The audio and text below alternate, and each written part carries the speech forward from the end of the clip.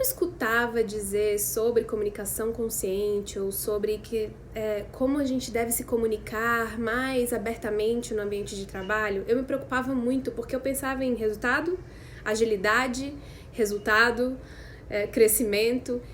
Para mim era muito importante que a efetividade estivesse presente no meu dia a dia. E eu pensava que a comunicação, se ela fosse feita de maneira muito lenta, ela iria dificultar esse processo para mim.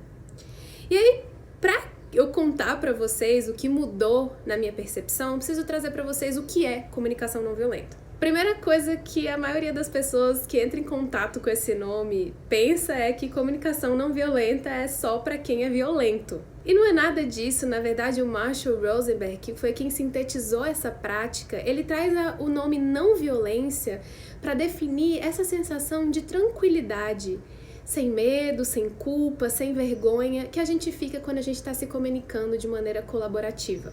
São elementos simples que fazem com que tudo aquilo que eu digo para o outro de maneira honesta seja recebido sem machucar e que eu receba aquilo que o outro diz, às vezes de forma dura, às vezes de uma forma que eu não gostei muito, mesmo assim eu não levo para o lado pessoal. Isso é comunicação não violenta. Eu vou trazer para vocês 4 pontos que resumem para mim como trazer esses elementos para o ambiente de trabalho. E o primeiro deles tem a ver com a empatia ou a escuta empática. Também, quando eu ouvia falar de escuta empática, eu falava, tá bom, se colocar no lugar do outro, eu simplesmente olhar a perspectiva do outro. Eu sempre tive a sensação de que era algo muito etéreo, muito abstrato, mas que essa metáfora fez uma diferença pra mim. E a metáfora é a seguinte, imagina que existe entre mim e você um tubo de comunicação. Então, entre eu e uma outra pessoa tem um tubo. Nesse tubo, quando eu chego pra falar as minhas coisas, eu vou colocando lenços ali. Eu vou colocando todas as minhas verdades, que são os meus lenços. Tudo aquilo que eu preciso, tudo aquilo que eu acho, eu vou colocando ali. Ao mesmo tempo, a outra pessoa vai colocando as coisas que ela acha. O que acontece geralmente? O tubo entope. Porque eu tô colocando o que eu acho, a outra pessoa tá colocando do outro lado o que ela acha, e ninguém acaba se escutando. A gente já viu isso acontecer diversas vezes, né? Viram 2 monólogos e a gente sai com a sensação da conversa de que ninguém se entendeu. Já passaram por essa sensação? A empatia, ela é a habilidade de fazer com que eu colha um pouquinho os lenços do outro dentro dessa comunicação no tubo. Então, que eu escute o que o outro tem para dizer de maneira efetiva, não só das palavras que ele traz, mas por trás das palavras que ele traz. O que será que é importante para essa pessoa agora? E a honestidade, claro, é trazer um pouquinho dos meus lenços dessa maneira que eu contei para vocês, sem machucar, sem trazer o olhar para culpa, para culpabilização, para vergonha ou para o medo do outro. Só que o que na maioria das vezes acontece é que a gente interpreta que para eu dar empatia, eu preciso concordar com o que a outra pessoa tá dizendo. E se você achar que empatia significa concordar com o que o outro tá falando, esse é o primeiro jeito de fazer uma conversa não dar certo. Porque no final das contas, se a gente tá em um conflito, ou se a gente tá trazendo alguma coisa que tá ali um pouco difícil, provavelmente é porque eu não concordo com a sua perspectiva da situação. Mas a empatia, ela nada mais é do que eu entender a perspectiva do outro. E genuinamente estar curioso para entender o que é importante para ele ali. Isso me faz lembrar já do segundo ponto, porque quando a gente tem dificuldade de ter empatia, geralmente é porque a gente está muito apegado à solução que a gente quer para um determinado problema. Então, imagina que você tem um relatório, você combinou com uma pessoa um prazo para o relatório e você acredita fielmente que aquele prazo é muito importante para o projeto. Na verdade, o que está acontecendo é que você quer muito cuidar da confiança na relação ali, você quer cuidar da evolução do projeto, ou seja, de que depois daquele relatório enviado, as próximas coisas consigam acontecer, e de repente você quer cuidar também de reconhecimento das outras partes do projeto, de que tá tudo em ordem, de que as coisas estão acontecendo, por exemplo. Se o outro te dá a oportunidade de reconhecer que confiança, crescimento, reconhecimento são importantes para você, a conversa muda de figura. Mas quando você tá apegado na solução do prazo do relatório e a outra pessoa tá apegado na tentativa de renegociar o prazo com você, provavelmente a coisa vai dar um conflito, um confronto que não sei se vai ter uma solução muito boa aí. O elemento que a comunicação não violenta traz aqui, que é fantástico, é justo tentar escutar essa pessoa com empatia e colher esses lenços. O que será que essa pessoa tá querendo cuidar quando ela quer renegociar os prazos? Pode ser que ela esteja querendo cuidar de qualidade, porque ela não conseguiu entregar o projeto com a qualidade que ela esperava naquele momento.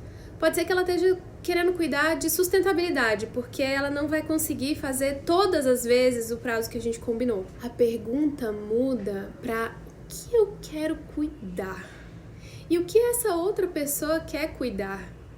Quando a gente muda o foco da solução para essa pergunta, a gente começa a entender que talvez exista algo aí que a gente quer em comum. Provavelmente eu quero tanta qualidade para esse projeto quanto essa outra pessoa quer. E é bem possível que essa outra pessoa queira tanto crescimento para esse projeto quanto eu quero. Chegar no lugar onde a gente entende isso de verdade faz com que a gente se sinta no mesmo lugar, com que a gente se sinta pertencente à mesma equipe. E isso traz o terceiro ponto que eu queria contar para vocês, que é sobre pertencimento. Todo mundo, no final das contas, quer um pouco de pertencimento, quer pertencer a um time ou equipe. Na verdade, quando a gente não pertence, a impressão que dá é que a gente não quer, a gente quer ir embora, a gente quer simplesmente mudar de grupo. E para pertencer, geralmente a gente não precisa de muito. A gente precisa da sensação de que as pessoas se importam com aquilo que é importante pra gente e de que a gente se importa com aquilo que é importante pro outro também. E isso, dentro da comunicação não violenta, a gente chama de conexão. Conexão não significa aquela coisa de eu preciso ser melhor amigo, eu tenho que ter conversas profundas. Às vezes a gente tem essa sensação de conexão, é isso, mas conexão, quando a gente tá falando de comunicação, é esse mínimo que eu tenho pra dar a sensação de confiança de que a gente tá na mesma página, de que a gente tá junto. E esse tá junto é esse lugar onde a gente simplesmente entende que a gente tá sendo compreendido. É quando a gente pode confiar que a gente vai trazer nossa verdade, vai trazer nossa honestidade e vai ser bem recebido. E que a gente vai também receber bem a honestidade do outro, porque a gente tá à procura dessa pergunta do que a gente tá querendo cuidar. O que a gente tá se importando aqui. O que é importante pra gente aqui? E isso me leva pro quarto ponto, que pros líderes das organizações é extremamente importante, que é justamente essa geração de confiança. Não é da noite pro dia que a gente fala, agora eu vou começar a confiar, todo mundo aqui precisa começar a confiar, ter empatia e etc. E a gente simplesmente como equipe tem. A gente precisa de alguém que desponte essa atitude. E ela vem de um lugar muito genuíno, onde eu quero dar confiança para essas pessoas, trazendo minha verdade, trazendo minha vulnerabilidade. Mas desde um lugar onde eu paro de jogar o jogo de querer estar certo ou errado, ou de ter a melhor solução, ou de ser o bom, e começo a jogar o jogo de fazer a vida de todo mundo melhor. Essa intenção de querer fazer a vida de todo mundo melhor faz muita diferença na hora da conexão e na hora da confiança. Uma prática que a gente tem dentro do Instituto, por exemplo, é a prática do check-in. A gente tem um momento que a gente reserva para contar um pouco como a gente está, para trazer um pouco quem a gente é, além das operações de trabalho, para que a gente comece a se entender um pouco mais e talvez ter essa perspectiva de empatia até um pouco antes da gente precisar ser empático, naquele momento onde a coisa tá tensa ali no tubo, todo mundo querendo colocar os seus lenços. Mas que a gente comece a se conhecer mais e ter a certeza de que o outro tá mais interessado em mim. E o check-in, ele nada mais é do que um momento numa reunião onde a gente reserva um espaço para cada um falar como tá. Pode ser que no momento de home office, por exemplo, eu esteja tendo um pouco de dificuldade de concentração por conta das outras demandas da casa. Pode ser que eu esteja passando por alguma coisa específica que eu queira compartilhar. E isso faz parte dessa comunicação, dessa primeira geração de confiança. Mostrar nossa humanidade é o que faz a gente estar mais na mesma página, é o que faz a gente pertencer, é o que faz a gente começar a soltar nossas soluções e é o que faz ser mais fácil ter empatia. Então esses 4 passos têm muito da vulnerabilidade da nossa humanidade. E esse é o convite para a gente ir com a nossa comunicação para o ambiente de trabalho. É essa a nossa grande esperança, que a gente consiga, ao invés de tentar passar pelo portal do trabalho e deixar quem eu sou, metade de quem eu sou em casa, a gente simplesmente levar todo o nosso ser para esse ambiente, para somar também com outros seres que estão ali. Se isso for possível para você, se você acha que isso vai te servir, compartilha esse vídeo, conta para todo mundo. Se você gostou, se tem algo aqui, algum insight ou alguma pergunta, deixa seus comentários no vídeo.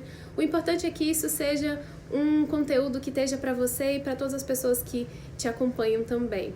Obrigada por estar com a gente até aqui. Se você quiser mais conteúdos, tem no site, tem em outros canais nossos, então procura o Instituto que a gente vai adorar estar contigo em outros canais.